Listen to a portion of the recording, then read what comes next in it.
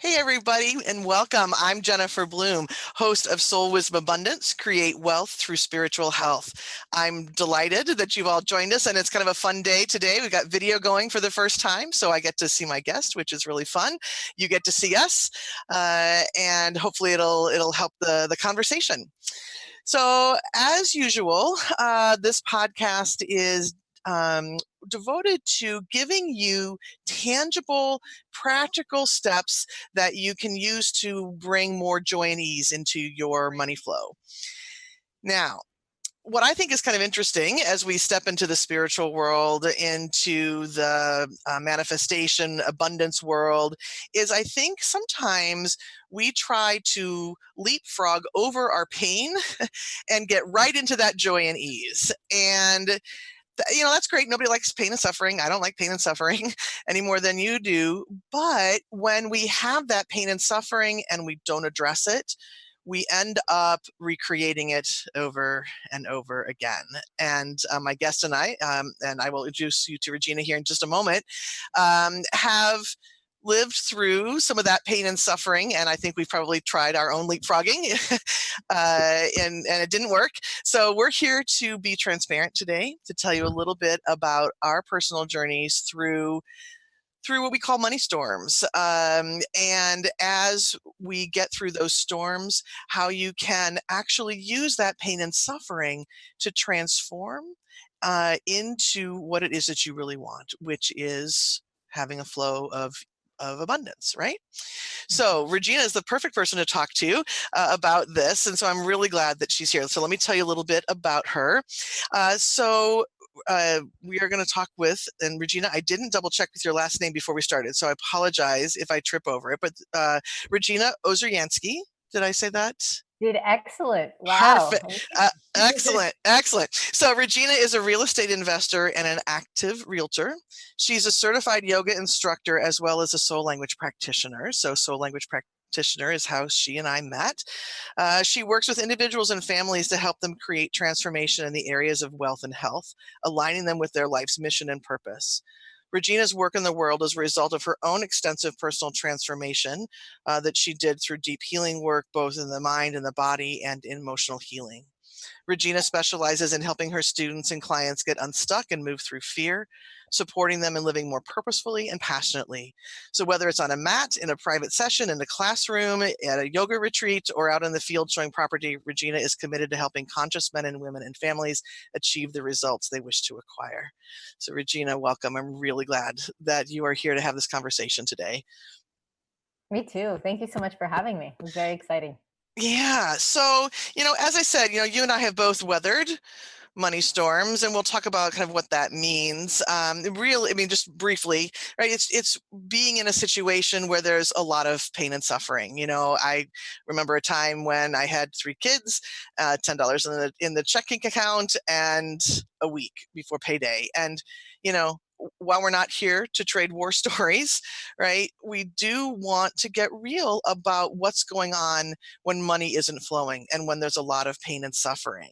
And I think that the place to start is to start to talk about what's really going on. What are we really feeling when we're in the middle of one of these money storms? So what do you want to say about that? Yeah, I mean, what I've learned from my experience is that money is an energy. Like you said, it's an energy flow, and sometimes it's suffocated, right? And there is no flow or lack of flow. And so, like all things, money is energy.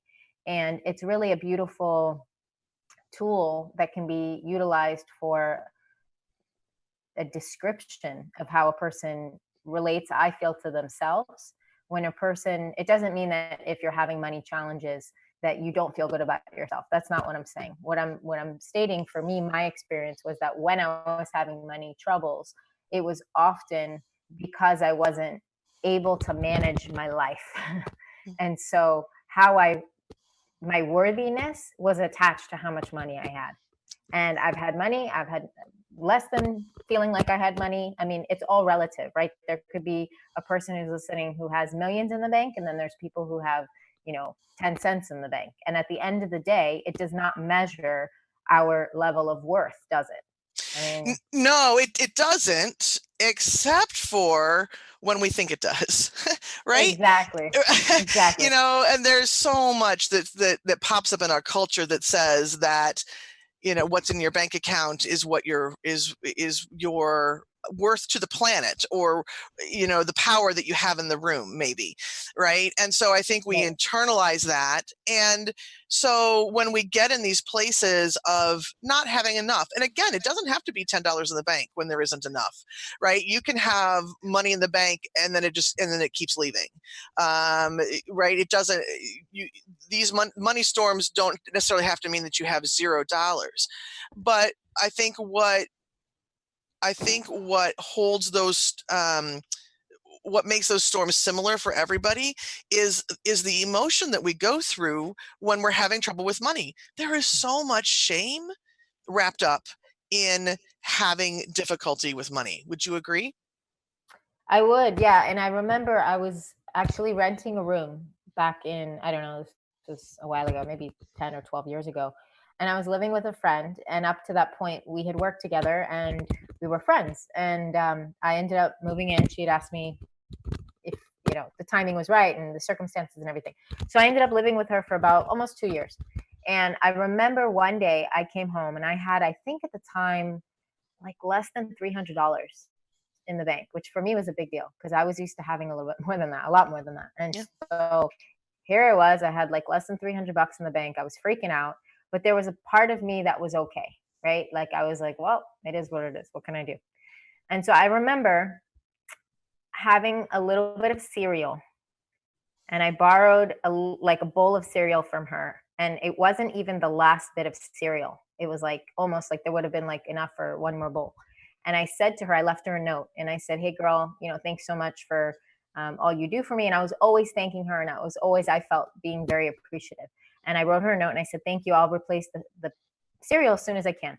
Meanwhile, this beautiful young woman who had unfortunately lost both her parents in different circumstances, but both her parents had passed away, and she was an orphan, right? And she had, I don't know how many millions, but she had been left a large Mhm. sum of money. And I remember how fearful she was that I took a bowl of cereal. And that was my wake up call, was that it doesn't matter how much money you have in the bank, because the worthiness that was attached to her feeling like something was taken from her, even after I had communicated, hey, this is going to be replaced, and it wasn't even the end of it, was very clear to me that money was energy and is energy, and that there was so much more of an iceberg underneath the surface. When Yeah. people show up with money or don't have money, that's just a tool. It's just an energy. And so it really helped me open my eyes to the opportunity that there's a lot more to the story and that there's emotions involved. And she taught me a super valuable lesson that day, which I still carry with me.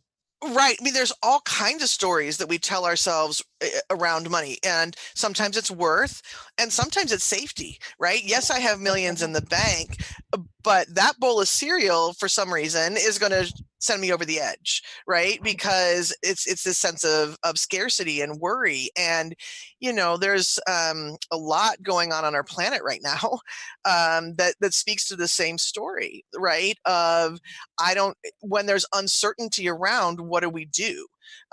We tend to hoard, right? We can end up hoarding money, and it really demonstrates what's going on internally, right? We react in a certain way by going and buying a year's worth of toilet paper, but if we don't understand why we're doing that, right? If we don't understand the story that we're telling ourselves, that we're not safe, that something isn't always going to be present for us, we just keep recreating it over and over again, right?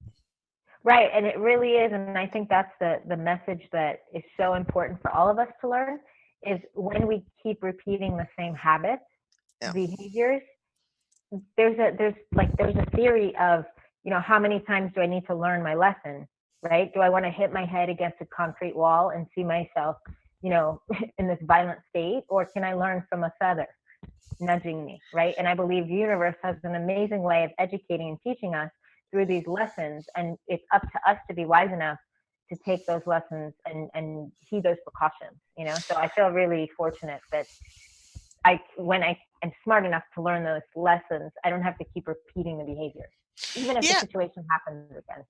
well, absolutely. And so as long as we can maintain our how do I want to say this? Maintain our clarity, right? Because Mhm. when we don't know what we don't know, and we're wrapped up in the shame and the embarrassment of having something going wrong with money, it can be hard to see our way out, right?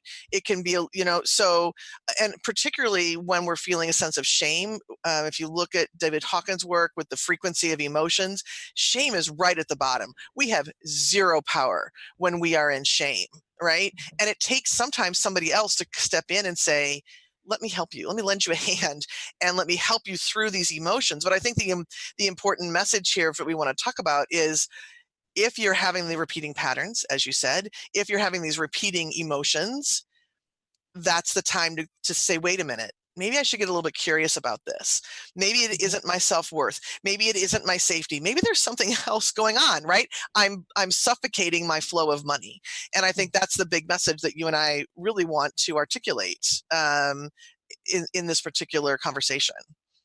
Yeah, which is why I love the soul languages, because they, for myself and my students and my clients, have really been a valuable tool to help integrate with the soul consciousness and to be able to, bring it in, so to speak, and to really look at where are those patterns coming from? Why do I do X, Y, and Z? And it's really fascinating. It really is. Yeah, it's such an important tool, and we're going to have a chance to talk about those tools in maybe a couple of not next segment, but in the following segment after that.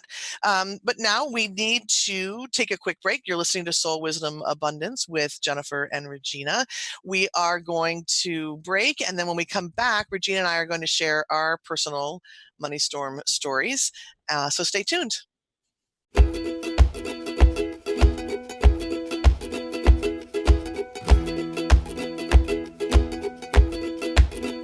Hello, we're back on Soul Wisdom Abundance with me, your host, Jennifer Bloome, and my guest, Regena Ozeryansky.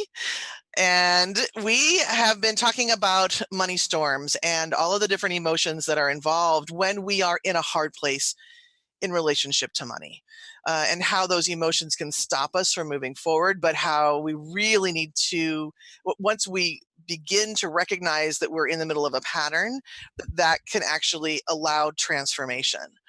So what I would love for us to do in this segment, Regena, is to share our personal money storm stories. And I know we have a number of them, most people do, but I'd love for each of us to share a little bit about what we went through, the ahas. You were talking about the cereal, but to then talk a little bit about recognizing the pattern and then the transformation that happened afterwards. So I can start or you can start. Would you like to start? Sure, sure. So definitely, I mean, the cereal story is an interesting one because it was so, I feel, significant. It was so simple, and yet it was so significant. And what I learned in the cereal story was that, precious gift I feel I got, which is that doesn't matter how much money someone has in the bank. It, the money conversation really is about energy, and it is about the connection that we have to money. And it's really this relationship that we have, so to speak. So it's almost like a relationship with a person, except it's with money. And it comes from stories, right? So the stories I was told when I was a kid, and I love my parents. So, they did an amazing job, I think, doing their best. And there's a lot Yeah. of things so humbled by the way I grew up, right? Because I grew up with two parents that were immigrants from Russia, and they worked very, very, very hard, and they still do. And they taught me the value of hard work. They taught me the value of a dollar. And they also said some things that weren't the most serving for me as I grew up that I got to change into more serving stories. Yeah. So, one of the things that I love about my upbringing is, interestingly enough, these days, this conversation about going to the store and there's not, shelves stocked with as much groceries as we're used to, right? Yeah. So my mom used to actually stand in line for 2 hours at a time getting milk and bread and eggs. and she would leave my sister at home, who was still a kid, with the neighbors. And she would tell me stories how, my sister would be home by herself. I mean, not by herself, but with the neighbors. And my mom didn't have a choice. Like, that's what she had to do. Sometimes she'd take her, sometimes she didn't. But it wasn't like an out of the box thing for them. I remember having my mom, she would share with me how they would stand in line for 2 hours at a time, and it was really normal for them. And so what it taught me was to be grateful for the little things, and to be gentle with the process, and not push so hard. Like, sometimes we don't need to push the way. I'm learning now that I don't need to push as hard as I used to, because if I'm in the flow, it's going to just show up, it's going to come. And it doesn't mean that I don't take inspired action. It means trusting those ideas and those inspired thoughts and say, okay, I can take action on this. And it's a little bit less of a grind, so to speak. Yeah, absolutely. Absolutely. So, my story with money, money has really been a teacher for me. And I can see that throughout throughout all the years actually growing up. But the biggest money storm that I faced was, there was a period of 5 years. And at the beginning of the 5 years, I remember very clearly my husband and I sitting in our financial advisor's office, and she was like, wow, y'all are doing great. If you just keep doing what you're doing, you're going to have plenty for retirement. The kids' colleges are funded. Everything is great. And 5 years later, we were declaring bankruptcy. And there's a lot that I could say about why the actual thing happened, right? My husband was unemployed for probably 3.5 of those 5 years. We spent his 401k before we asked for any help. We were without insurance. We did a surgery and other medical procedures without any health insurance. So, there were the reasons, right, that I could point to show why we ended up where we ended up. But and I remember very clearly when we made the decision. We were outside in the garden. We both love hosta. We were in the middle of our hosta, and we were just like, "Look, we've got to do something different." And the pressure was unbelievable to try to stay ahead. And again, 3 children, and you're trying to do the best for them and not show them any sort of anything, but inside just that pain and suffering and the beating up. Oh my goodness, that the amount of beating up that I gave to myself, I would never have done that to another person, but man, we're hard on ourselves, aren't we? So anyway, I remember being out in the garden, and we made the decision. And as soon as we made the decision, there was a lot of pressure that came off my shoulders, and I could feel my evaluation of myself absolutely tank. I was so embarrassed. I was so full of shame. My dad worked in budget and planning at university. I mean, I should know better, right? I mean, I should have known better.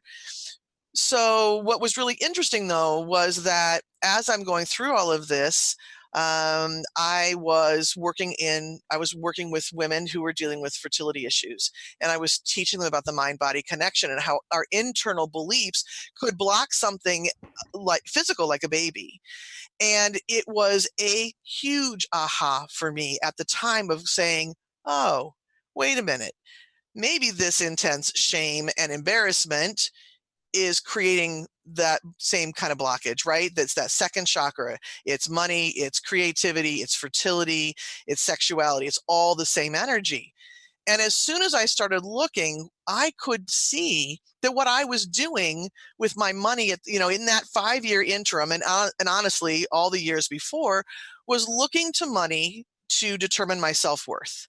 Was I a good enough business owner? Did I have a good enough message? Was I helping people in the right way? I was looking at my bank account as a way to tell me that, as opposed to going internal, right? So there was an aha there.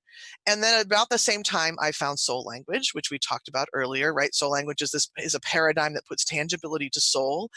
And as soon as I began to step into that world of soul, and began to understand my worth as, wait a minute, it has nothing to do with what's out here. My worth comes from being that unique strand of the divine. And it that never goes away, no matter what you're doing, right? So bankruptcy, while it was filled, it was interesting. We had borrowed money from both sets of parents.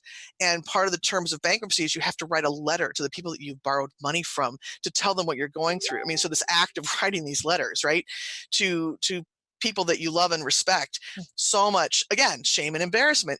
But I don't think that I would change a bit about my story. I don't think I would change anything about that money storm that I went through, because it was so transformational for me, right? But it took me getting really honest with how I was feeling. It took me being really honest about that deep shame and deep embarrassment, and reaching out for new tools to stop these ridiculous repeating patterns that led us to where we ended up. And so there's no way I would be where I am today without having gone through that storm. So I think that, as you and I both work with people who have storms of various kinds, whether it's a physical storm or whether it's a money storm, that the power of the ability of transformation is a real possibility.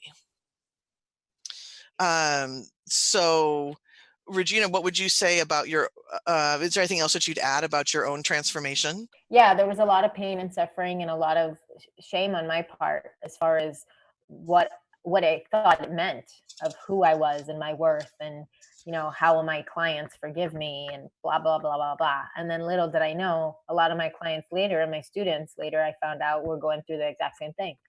And the difference was that I could now talk about it. And I got something really valuable a couple weeks ago that I've started adopting, which is it's a concept, and that's really, like you said, I wouldn't change anything. Of course, I don't want anyone to have to go through that. And I got so much value out of it. I got so many lessons and so many gifts. And I know that everything happens for a reason. And I am a full believer of that. I really feel that things happen to us, not to us, but for us. They happen as a tool for us.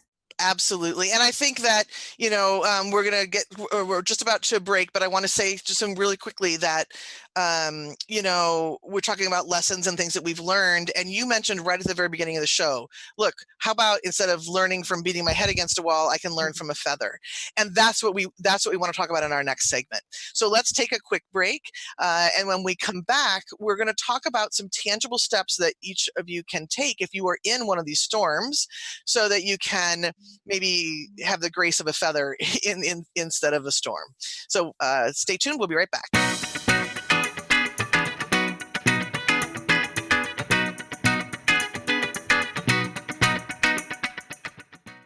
So we're back on Soul Wisdom Abundance with me, your host, Jennifer Bloome, and my guest, Regena Ozeryansky.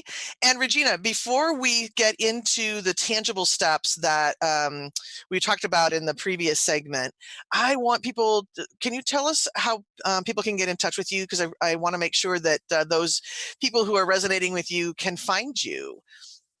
Yeah, absolutely. Thank you so much for asking. The best way is actually to text me at 64600, the 5-digit code, and you can text the word yoga. And I do have a free gift on there. It's actually some tools to access internal peace, which I think is something that everybody needs now. Oh, fantastic. I'm going to be texting that when we're done. Can you give that number just one more time? Absolutely, with pleasure. 64600, and text the word yoga. Perfect. Okay, fantastic. So I'm really going to encourage you, those of you who are listening, internal peace tools, so important in the world today. And even before everything started, it's so important. And it's a really good base. And it's actually also a good segue into what we want to talk about, because I think that we discount sometimes some of the tools that we can take, some of the tangible steps that we can take to get ourselves out of a storm setting. I know for me, I'll call myself out. I want the answer, right? If something's not going well, I want to know right now what it is. Tell me, I'll do it. If you tell me to stand on my head for an hour for 3 days in a row, I will do it. but it's really a series of smaller steps, I think, that allow us to get out of a stormy situation. So, what would you say, Regena? What would you share with a client as far as a tangible step or two that they could start to take when they are starting to recognize, okay, wait a minute, I'm in a repeating pattern here. I really want to step out, but man, I'm having a hard time. I'm having a hard time doing it. Well, I feel there's a couple things. Number one is to identify the problem, right? Which sometimes we can't do on our own. So I think it's really important to have a team, or I love coaches because I realize I can't do it by myself. Even now, I mean, there's always the Yeah, next level. And it's really important for us to be able to, I think, humble ourselves enough to know when we have fallen on our face, right? right. And I laugh because sometimes we don't want to acknowledge that, but the truth is the quicker we acknowledge it, the faster we can get up. And it's not, I was just going to say, like with a child, it's not like the child falls and we get upset, right? Like we don't yell at the kid, get up, you should walk by now, right? It's not Right, like right. that. But yet when it comes to ourselves, we put so much pressure on ourselves that we're supposed to know and we're supposed to be doing it right. And the truth is everybody, every human being that's breathing right now, all 8 billion of us, 7.9, whatever the number is, everyone's got something they're dealing with. Yeah, that's so true. And I love what you had to say. That, and the word that I would attach to that is acceptance, right? The first part of it is just, let's just accept where we are, instead of, again, thinking back to that time when we were in the steps right before the bankruptcy. There was so much like constant movement, trying to shuffle around, and I still feel like we had blinders on, like, no, this isn't real. But as soon as we said, okay, yes, this is, let's just be honest, this is where we are, what's next, that's when the next series of steps showed up. But it is a prideful thing. We can get caught in pride, we can get caught in ego, and say, no, I don't want to accept it, because I think there's some taboo around that word accept, right? Because I think when if people say, oh, I'm accepting where I am, they think they're not going to go anywhere, right? It's like, oh no, I'm just going to live with it for the rest of my life. But that's not it. Acceptance is that it gives enough peace to get to the next step. Yeah, and I think what happens is some people think it's like a form of settling. Yeah. Like, they settle for accepting, right? That in their head, that's what that means. But the truth is we can't move to running until we've learned to walk. Yeah. And so it's actually quite, braggadocious of us to try to think that we can run when we've never even learned how to walk yet. Like, and some people are amazing at that, right? Some people, can run really fast, and some people are really, really good with finances and all this stuff. And so, I think each person has a certain skill set that they have in life, and usually we're just more hard on ourselves than we need to be. And that's what I've learned in speaking with people and in my own experience. Yeah, definitely. 1000%. 1000%. So, okay. So you've got somebody, and they're in that place of acceptance. They're reaching out. What would be another, tangible step that you think, that they can take to help get out of the storm? So I think definitely accepting, and then finding someone that they can talk to. So like a financial coach or even a business coach, or, a life coach, right? Because the truth is we have coaches for all these things. Athletes have coaches, business people have coaches. Like, what makes me think I shouldn't need a coach? Right. Hmm. And for me, that was a worth thing too, right? If I wasn't willing to invest in myself and in my business, how could I expect anyone else to invest in me? Hmm. And so for me, that was a real wake up call, was how do I acknowledge that I am worthy of investing that much money in myself? And now I do it because I need to, and because I know the value of it. Right, right. Yeah, when I think about the number of resources I've tapped into, it's amazing. And each one has helped me expand and expand and expand, right? And it's funny because I've got a person in my life who's like, I know I should be able to do this all by myself. And there's a lot of shame when he can't do it all by himself. And it's like, look, how many teachers have I had, right? And it's okay for me. But again, it's just one of those things that those family messages, right, that we get, that pull yourself up by your bootstraps. You should be able to do things on your own, take care of things yourself. There's a lot of our country in particular, I think, that prides itself on independence. So those are some of the, I think if you can start to get, the word that I love to use is get really curious. What is it that I'm thinking? What am I telling myself? What's that story that's in my head? And is it really true? Right? Is Is it it serving me? Yeah. exactly? Is it serving me? And it does it serve me to look at my bank account and beat myself up? Absolutely not. Does it serve me to get curious and say, okay, what's happening here? What's going on? What family patterns am I repeating? What belief structure am I repeating? Because as you talked about in one of the previous segments, and as one of the things that I've shared a lot on this program, is money is an energy. And because we are unique strands of the divine, we have access to all of the divine's resources. The divine has unlimited resources. We should all be living with unlimited resources, whatever that means to each one of us. And when we to be able to realize that and say, okay, I don't have the resources that I want, there must be a blockage, right? And that curiosity of what might it be? And I think, and perhaps this language is a little bit because, as you know, with soul language, we have our 3 personal languages, and then we have teams of energies that come in to support any other relationship that we have. And of course, we have a relationship team for money.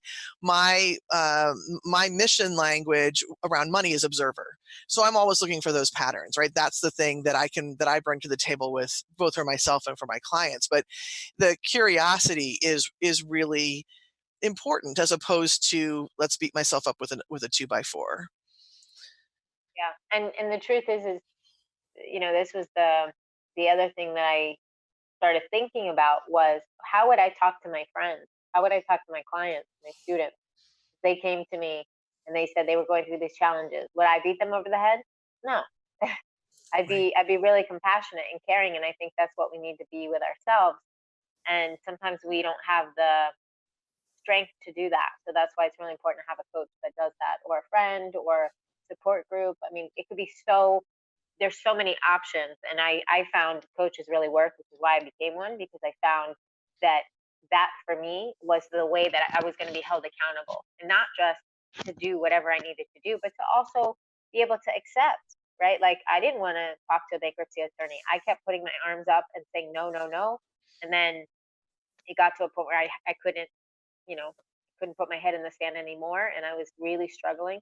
And I remember going to the bankruptcy attorney. I went to see 3. And I remember the one that I ended up, one of them I talked to, and I remember he had a turban on, and he reminded me of one of my yoga teachers. Mm. And he said to me, and I wasn't a yoga teacher at that time, I was just a student. And he said to me, "Do you think that bankruptcy is not spiritual?" Mm. And I said, "No, I don't." I said, what do you mean?" And we had this whole discussion, and he said his perspective, right? As an attorney, of course, he's an attorney and this is his profession. But he said, your job is to be, like you said, in acceptance. And he said the rest this is a system that's designed to support people. Now, am I saying that everyone should go and file bankruptcy? That's not what I'm saying. Right. I am also saying that if you need help, you need to talk about it and you need to come up with solutions, because just like you, Jennifer, I was really stubborn, and I was afraid to ask for help because I was afraid of what that might mean, and that I was weak and that I couldn't figure it out, and I would be considered stupid, and really I was being fearful of judgment, which Mm-hmm. nobody was judging except me, because the truth is everyone's dealing with their own stuff. That's right. That's right. And people do have different opinions about about bankruptcy, right? I mean, there's a risk. It feels like there's a risk by telling stories and saying what you're going through. But on the other hand, there's a lot of opinions about a lot of things. And the people who carry that judgment, so to speak, haven't lived that life path. They've got a different life path, right? And we get to really step in with our own sovereignty, with our own authenticness, and really step in and say, this is me. This is my story.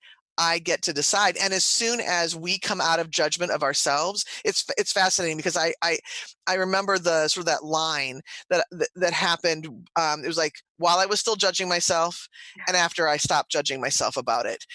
Before I started judging myself, I would run into people and I'd have a conversation in an elevator and somebody would say something like, oh my gosh, I can't believe the number of people who go through bankruptcy, like completely, Like out of the blue. Out of the blue, like, why are you telling me this? Right? And as soon as I stopped judging myself about it, I don't think I've had a comment to this day. It's really fascinating. And it really connects people. Like, I think, especially right now, like in the world, like, I think people are starting to understand the value of, I don't want to say these stories, but these experiences, right? Yeah. Like, it's not a stamp of shame or that you're a bad person because you went through this financial crisis or you had a divorce or whatever happened, you got sick. Like, it's not, it's not contagious, and B, it's not like that. Like, it's not a stamp of bad, whatever that means. Yeah, exactly. Well, Regena, I really appreciate you showing up for our conversation today and being willing to share your story because it's a vulnerable thing to do. But I think that when we get to show what it feels like to be vulnerable and to have a real conversation and to see the transformation that comes out of it, there's nothing more powerful than that. So thank you so much for being a part of the conversation today. Would you please remind people one more time about how they can get in touch with you? Absolutely. And thank you so much, Jennifer, for having me with your listeners today. I'm so happy to share. And the best way to reach me is by texting the number 64600. Text the word yoga. And I do have a free gift on there to learn how you can access more inner peace, internal peace. And so delighted to be with you today. Thank you for having me. Oh, I'm so glad you were here. All right, everyone. I'm Jennifer Bloome, and you're listening to Soul Wisdom Abundance. And we're going to take a short break. When we get back, I'm going to talk about a couple more tangible steps that you can take to get out of the money storm. So stay tuned.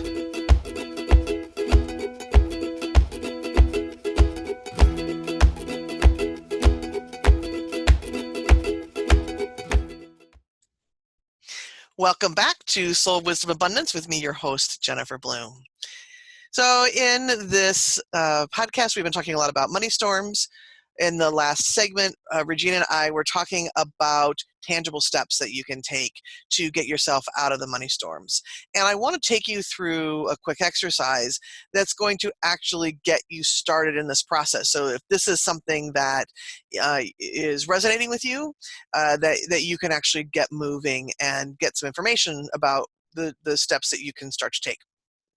Before we do that, I want to touch base with something that I talked about right at the very beginning of the podcast, and that is that it is human nature, really, to want to leapfrog over and out of the pain and suffering and into the area of joy and ease, right? I mean, have you ever said, I wish I could just win the lottery, then I don't have to worry about any of this anymore?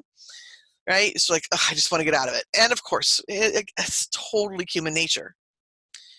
But what I want to say about that is that even if you were to win the lottery, what money is reflecting to you is underlying patterns that are still going to be present.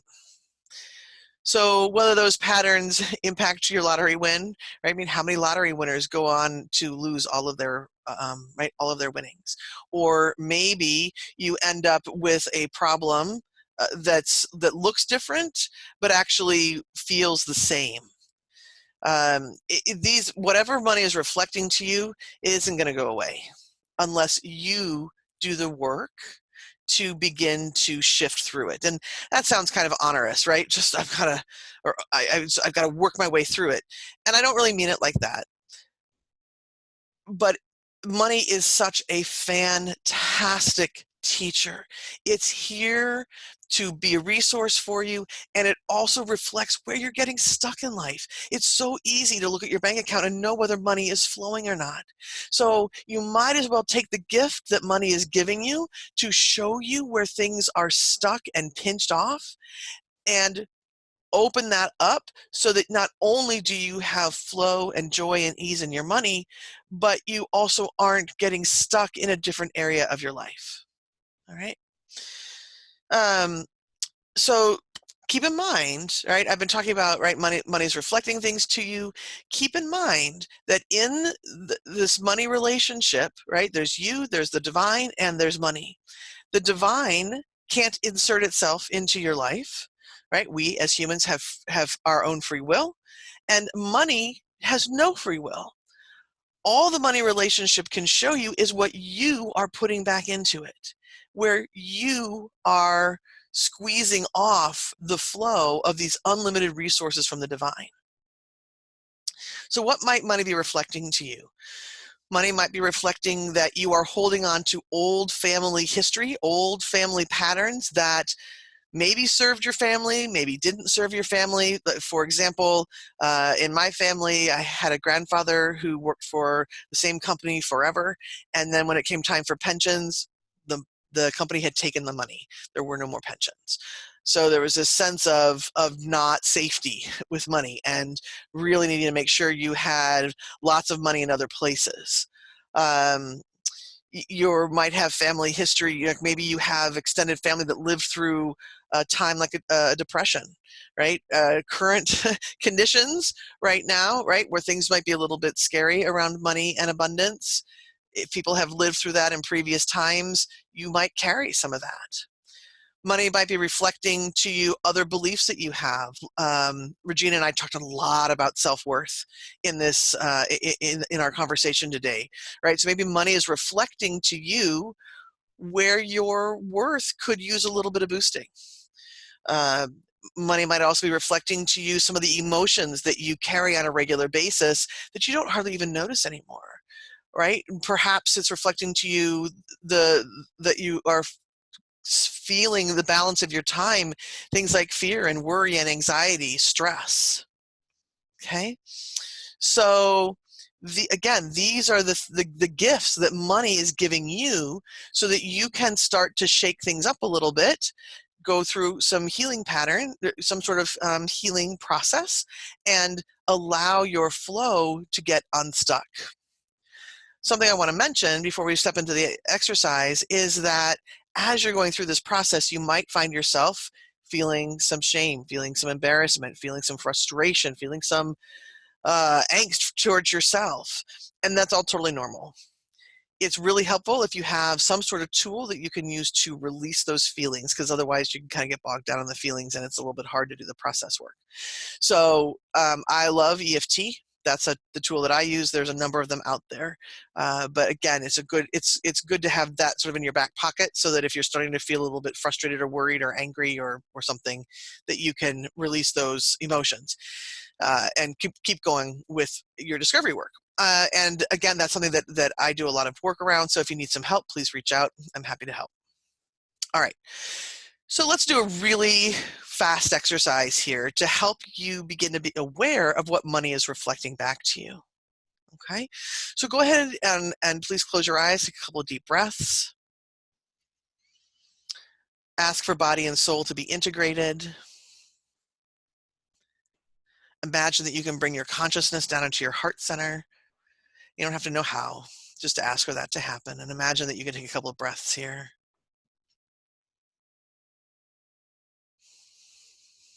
If you happen to know your soul languages, I'm going to ask you to connect with both your personal team and your money language team. And if you don't, you can simply ask Divine Intelligence to create a conscious connection between you and your soul. And now imagine that you are standing in front of a beautiful body of water. It could be a pool, it could be a pond, a lake, the ocean, it doesn't matter. But let's imagine that that water is money, and on the surface, you're starting to see all kinds of things being reflected back to you. So ask divine intelligence, ask your soul teams to show you on the surface of the water what's being reflected to you. What's blocking your flow? Are there family patterns? Are there belief patterns? Are there emotional patterns? And you may want to pause the recording here and take a little bit of time, or you can do this exercise again. Right? But then you get to ask the divine, what's the first internal step I get to take to shift what's being reflected to me? And then what's the first doing step I get to do to shift what's being reflected back to me? And take a nice deep breath. Thank the divine and your soul for the information, and bring yourself back into the present moment. As I said, we did something really fast. I'm going to invite you maybe to go back and do that exercise again as you need to. But what I want to leave you with here is the knowing that money's on your side. Even if you are in the middle of what seems to be the worst money storm, it's here to help you come back into alignment, to come back to who you really are, which is a unique soul, a unique strand of the divine, and you have unlimited access to resources. And this storm is here to show you how to get back and connected. If you need any assistance doing that, please reach out. It's my gift here on the planet, and I love doing that work with people. Thank you. We're here at the end of the episode, so thank you all for being present, for taking in this information, and if there's any way that I can help you, please reach out. We are going to finish here, and this is a reminder, Soul Wisdom Abundance airs every Friday at noon Eastern, or it's not every Friday, it's the first and third Fridays of the month. And next episode, we are going to talk with a guest who's going to help us understand how to stay calm when we don't know the how. Looking forward to that conversation. So until we meet again, I offer each and every one of you prosperous blessings. Take care, everybody. Bye-bye.